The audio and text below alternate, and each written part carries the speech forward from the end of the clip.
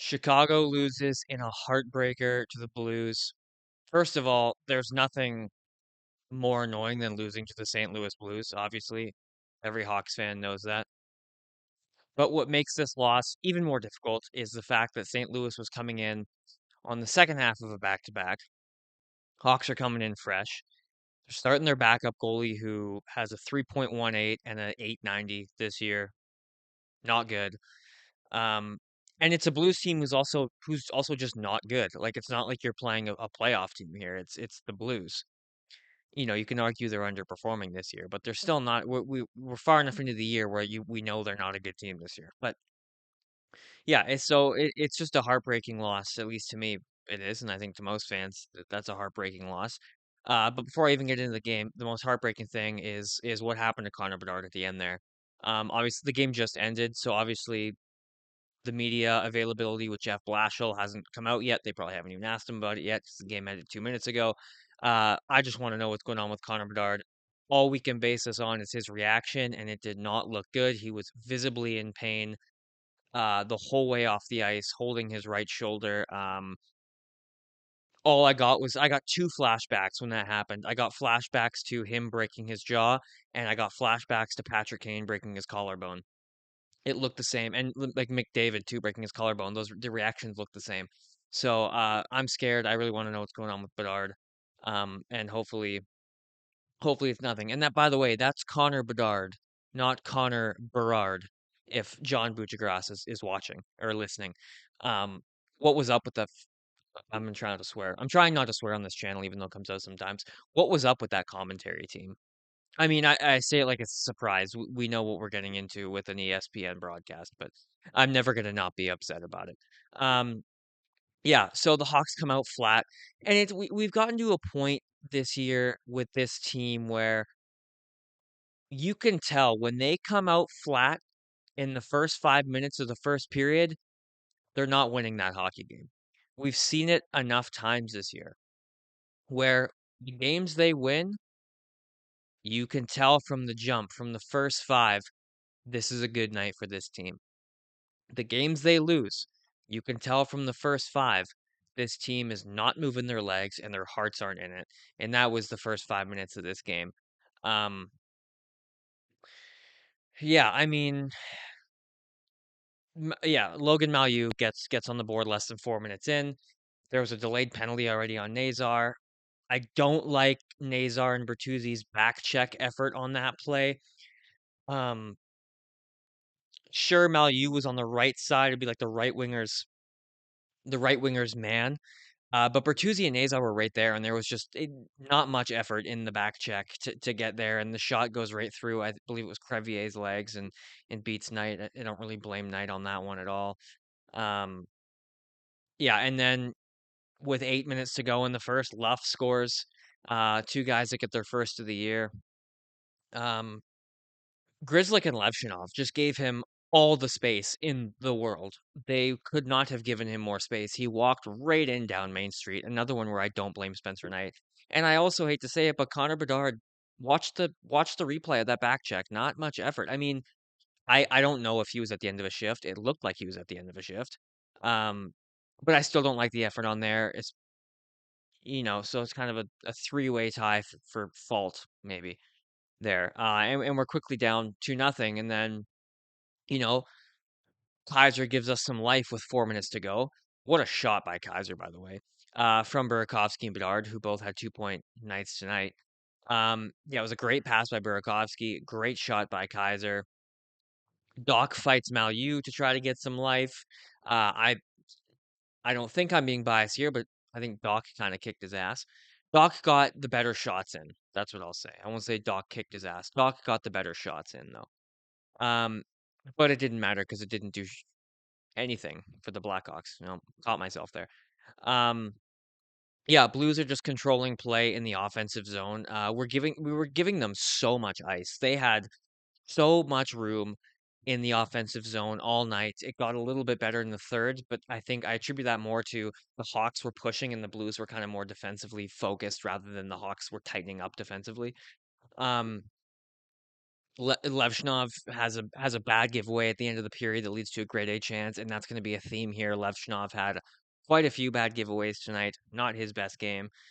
Uh, Hawks didn't get a single power play, which I noticed. Yeah, Hawks didn't get a single power play. The one at the end when they took Bedard and Neighbors. It is what it is. I wasn't mad at that. If anything, I thought we got lucky because Bedard kind of started it.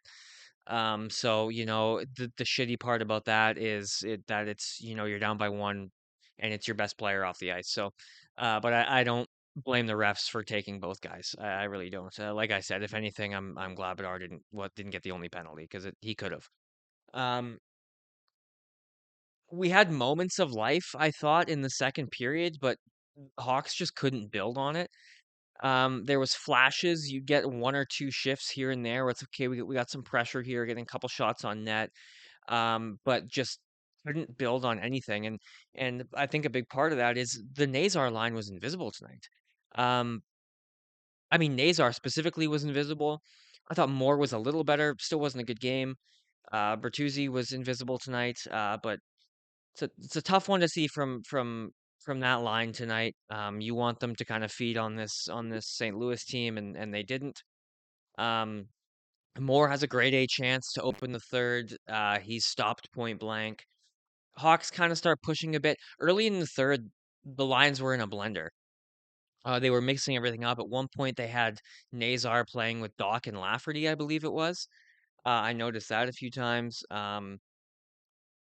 Hawks still trying to push, and then you have another Levshinov mistake where he leaves the zone so early. Neighbors comes in on basically a breakaway from the right circle. He beats Knight, he hits the post, and then credit to Bertuzzi for tying up his stick before he can get the rebound. Then Sundqvist hits the crossbar. At this point, the Blues are like starting to push here to try to make it a 3-goal lead. Um, and then you get a playoff a draw in the offensive zone. The Hawks lose the draw, but credit to Bedard, he forechecked hard. He got the puck. He got tied up, and that kick pass behind his own, I think he used his left foot to kick the puck behind his right foot over to Burakovsky, who had a tap in. Man, what an assist by Connor Bedard. I mean, that was unbelievable. And that gives the Hawks life with 5:52 to go. And then, like I said, you have the 4-on-4 where Bedard is taken off and the Neighbors is taken off, and from there, the Hawks couldn't get anything. The Blues controlled more of the 4-on-4 time, I thought. And then, you have 3 minutes to go. Bedard didn't come off the ice once. Um, Hawks couldn't generate anything. Credit to the Blues. They were stopping the Hawks at every point. They even got themselves a breakaway and wired it off both posts. I think was it Holloway? Breakaway, fires it, hits both posts and stays out. Um, so Hawks lose 3-2. Um, you know, You have no power plays, not an excuse at all. Just noting it. Um, a horrible start. St. Louis is on the second half of a back-to-back where they get abused in the first game by Nashville.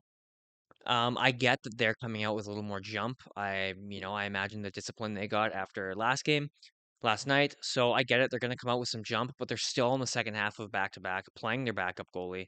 Um, So it was a horrible start. There's really no excuse. Horrible defensive zone coverage. The Blues, like I said, have way too much open ice in the offensive zone, and the Hawks just weren't. The Hawks just like the speed. This team is really fast, and when they use when they use their speed, it's very noticeable and it's very effective. And tonight was one of those games where the speed just wasn't there. I didn't see much speed from Nazar. Maybe one play off the top of my head from Moore. Bedard had a couple plays, but nothing crazy. But yeah, the speed wasn't there, and the Blues were taking advantage of that, and you lose 3-2. So Hawks drop to 13-12 and what is it, 9? Um, yeah, I mean, really, for me, I'm moving on. You move on. For me, really, it's the Bedard injury is what all I care about right now. I mean, this game's whatever. Blashill's gonna have him practice whatever they have to practice, but I just want to know what's going on with Connor Bedard. I need to know if that injury is serious. So the second I shut off this camera, I'm going to be refreshing my feed for a Jeff Blashill quote here.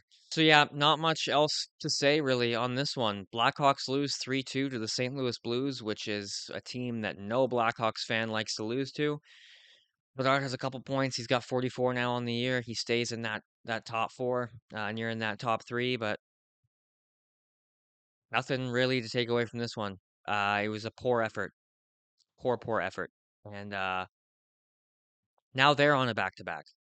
They have Detroit tomorrow, so is it going to be another Anaheim back-to-back situation, or are they gonna play well? Are they gonna get their head out of their ass and actually look like they want to be there? Time will tell. We'll know in about 24 hours. So that's all from me. Leave a like and subscribe. Comment down below what you thought of the game. Follow me over on Twitter. There's always a lot of good Blackhawks conversation going on over there, and I'll see you in the next one.